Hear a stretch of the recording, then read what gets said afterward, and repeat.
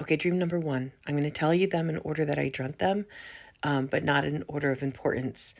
I might at the end give you some ideas as to what I think it may mean.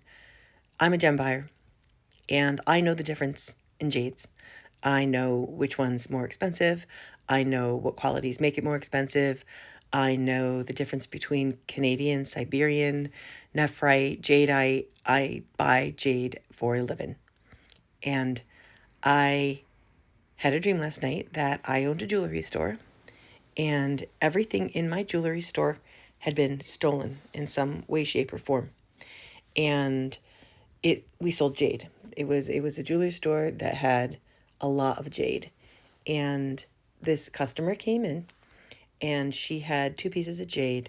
One of them she wanted to ask me about and asked me if I knew what the value was of this jade. And I looked at it and I tried to find as many flaws in it as I could come up with. And I said, well, this is supposed to have a partner. Where's the partner? Excuse me. And she says, oh, I have it, but it was the male. And I didn't know that the male version of this was important. They were like figurines. One was female, one was male. And the female had two parts to her. And I kept trying to say that she was broken and she wasn't worth anything. And the woman kept arguing with me, saying, no, she's not broken. These two pieces, they come together and they work together. And I was like, oh, no, but it's not as important as the male.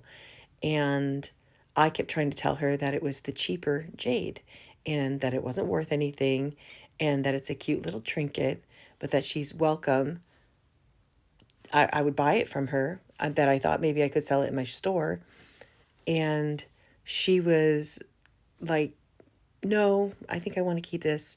I like this. But in my dream, I really wanted it. I really wanted it. So I had items on the counter and I had slowly, while we were talking, been pushing them towards her so that one would fall off of her, one would fall off of the counter and land in like a pocket of her sweatshirt kind of thing.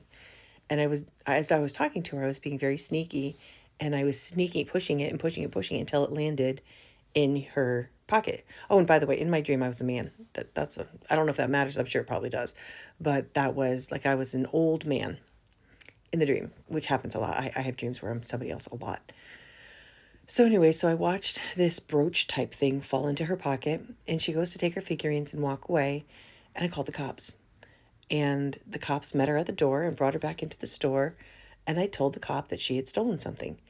And she says, no, I didn't. I just asked you how much this was worth. That's all I did. And he said, I was like, no, you tried to steal a brooch. I saw it. I saw you do it. And I said, it's in her pocket. And the cop reached in her pocket and took out this brooch. And he said, he's right.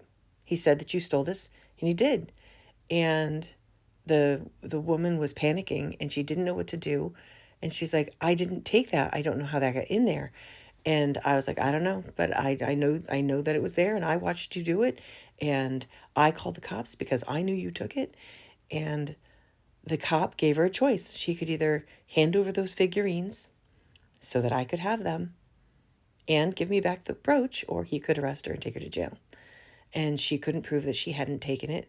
So she handed over the figurines to the police officer and walked out of the door, and I walked away with the figurines, which were worth a lot more money than I had given her the idea that they were worth. That was dream number one. Interpret that.